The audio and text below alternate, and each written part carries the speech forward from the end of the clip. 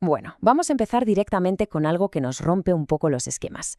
Habitualmente, desde primaria, nos enseñan que una oración es como un puzzle de dos piezas, un sujeto, que es quien hace algo, y un predicado, que es la acción. Sin embargo, la lengua española esconde unos ases en la manga muy curiosos. Hay oraciones que, literalmente, pasan olímpicamente de esta regla y no tienen sujeto.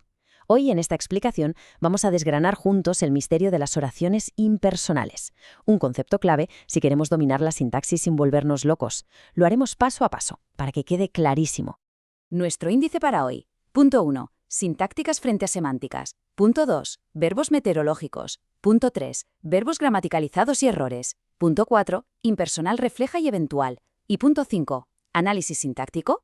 Para arrancar, planteemos un misterio que es casi filosófico. Pensemos en la frase llueve. Vale, pero ¿quién realiza exactamente la acción? ¿Es el cielo? ¿Es una nube? Pues gramaticalmente hablando, la respuesta es que absolutamente nadie lo hace. No hay ningún actor ahí escondido. La acción simplemente ocurre. Y este es el concepto fundamental. Una oración impersonal es aquella estructura donde el actor sencillamente ni está ni se le espera.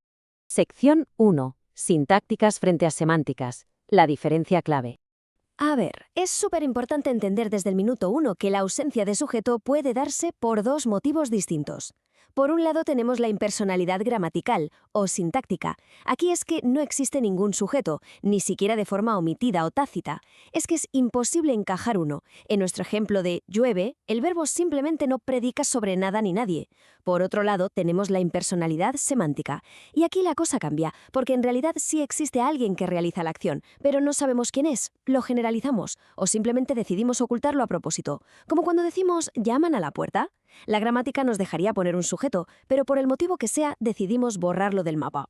Sección 2. Verbos meteorológicos por colores. El truco del cubo Rubik. Imaginemos las caras de un cubo de Rubik clásico para clasificar y memorizar súper fácil estos verbos atmosféricos. En la cara blanca, la de la luz, tenemos verbos como clarear, atardecer o anochecer. En la roja, la de la precipitación básica, llover, lloviznar, chispear. Y en la cara azul, para el agua más intensa, diluviar o escampar. Estos verbos siempre van en tercera persona del singular. Decimos ayer llovió y punto, sin ningún sujeto por ahí. Y para completar nuestro cubo tenemos la cara naranja para el frío, con ventiscar o helar. La cara verde para fenómenos más ruidosos, como nevar y tronar. Y por último, la amarilla para el cielo abierto, relampaguear, despejar. La regla de oro aquí es que estos verbos forman oraciones impersonales puras. Eso sí, con una pequeña excepción.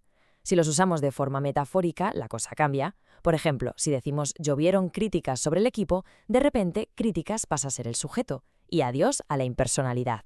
Sección 3. Verbos gramaticalizados y errores. Haber, hacer, ser. Entramos ahora en terreno pantanoso, la categoría más engañosa. Hablamos de verbos que normalmente sí son personales, pero que a veces se quedan como congelados en la tercera persona del singular. Pierden totalmente su capacidad de llevar sujeto y los usamos para hablar del clima, del tiempo cronológico o de existencia. Hace frío, es de noche o hay manzanas. Ojo aquí, porque ni frío, ni de noche, ni manzanas son los sujetos. Ninguno de ellos realiza la acción de esos verbos. Y esto nos lleva al error ortográfico y sintáctico rey, el que más se comete con diferencia. Seguro que suena la frase «habían muchas personas». Pues bien, es incorrecto. Lo correcto es «había muchas personas». Resulta que el verbo haber cuando indica existencia es impersonal. Así que ese muchas personas no es el sujeto, es el complemento directo. Y como la concordancia del verbo solo depende del sujeto, el verbo haber se tiene que quedar quieto, invariable en singular. Da igual que haya 2 personas o 2 millones en la sala. Bueno, vamos a hacer una pausa rápida para poner a prueba esta regla de oro. Completemos mentalmente estas dos frases. Ayer, espacio, un incendio. Y mañana, espacio, muchos invitados. Fijémonos muy bien en ese sintagma plural de la segunda frase. Vale, vamos a ver las respuestas. Ayer hubo un incendio y, redoble de tambores, mañana habrá muchos invitados. Nunca bajo ningún concepto habrán. El verbo haber aquí es como una estatua. Se queda en singular pase lo que pase, ya sea pasado, futuro o tenga al lado un complemento directo plural. Es una norma fundamental si queremos escribir y hablar un español culto. Sección 4. Impersonal refleja y eventual, ocultando el sujeto. Empecemos por la impersonal eventual, que recordemos, es un tipo de impersonalidad semántica. Aquí usamos verbos en tercera persona del plural, como llaman a la puerta o me han robado en el metro. La trampa aquí es que ese plural no significa que haya varias personas haciendo la acción. A lo mejor me ha robado una sola persona, pero usamos el plural para dejar claro que no tenemos ni idea de quién ha sido, o simplemente para generalizar. Y luego tenemos a la famosísima impersonal refleja.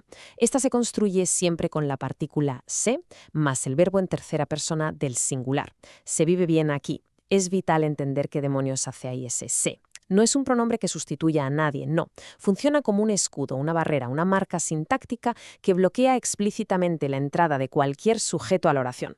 Evidentemente, alguien vive bien, pero sintácticamente la oración se queda sin sujeto. Y justo aquí es donde solemos liarnos muchísimo. Así que vamos a dejarlo claro. Hay que saber distinguir la pasiva refleja de la impersonal refleja. En la pasiva refleja, por ejemplo, se venden casas, la palabra casas es el sujeto paciente y por eso el verbo tiene que ir en plural para concordar con él.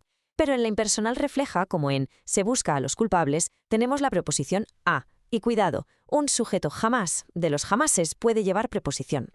Por lo tanto, a los culpables es el complemento directo y el verbo se queda congelado en singular, se busca. Decir se buscan a los culpables chirría muchísimo y es incorrecto. Sección 5. Análisis sintáctico. Tutorial paso a paso. A la hora de analizar en un examen, tenemos que convertirnos en auténticos detectives y seguir esta pequeña lista. Paso 1, encontrar el verbo, siempre lo primero. Paso 2, ver si está fijado en tercera persona del singular o si es un plural generalizador de estos que acabamos de ver. Paso 3, buscar la partícula se o comprobar si estamos ante un verbo meteorológico o gramaticalizado. Y el paso 4, el más importante de todos, verificar que no hay concordancia. Si intentamos meterle un sujeto como él o nosotros y vemos que es imposible o que la frase pierde todo el sentido, bingo, todo es sintagma verbal predicado. Y para rematar vamos a ver nuestro esquema general, nuestra pizarra resumen con todo lo que hemos dado hoy. A un lado, las impersonales sintácticas, los meteorológicos que rechazan el sujeto, los gramaticalizados como haber, hacer y ser en tercera del singular y las reflejas con la barrera del se. Y al otro lado, las semánticas, donde sí hay alguien haciendo la acción, pero se esconde, usando las eventuales en tercera del plural o con pronombres indefinidos, como uno o una. Y ya para cerrar esta explicación, nos gustaría dejar una pequeña reflexión que va un poco más allá de la gramática pura y dura.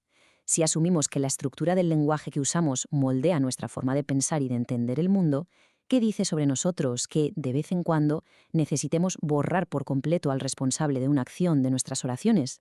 A lo mejor es que, a veces, lo que pasa y sus consecuencias nos importan muchísimo más que buscar a un culpable.